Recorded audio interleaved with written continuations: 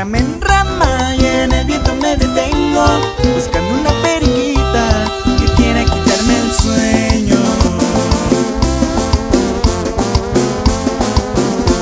Yo soy como el periquito, pero no vuelo en parvada. Me gusta volar solito para que no me estorbe nada, y busco una periquita que no esté muy desplumada.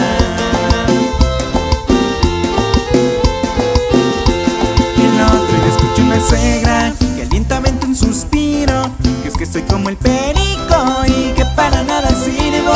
Que lástima de ese pico, que nomás soy puro ruido.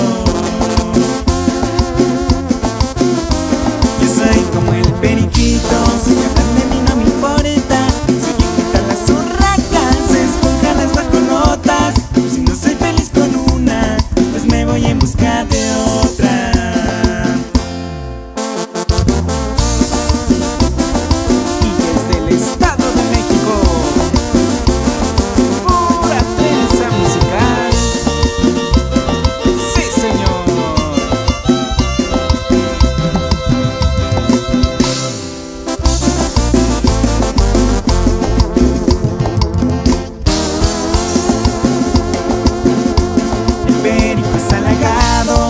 Ser un ave silvestre, muy querido por las damas bravas, para que se respete.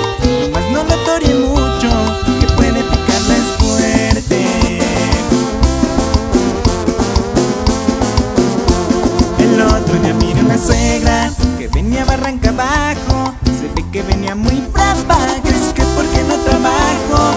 No sé pa' qué se preocupa, si ya no me da pa'l gasto.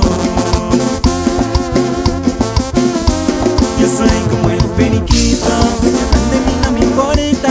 Soy quien grita las urracas, esponja las bajolotas.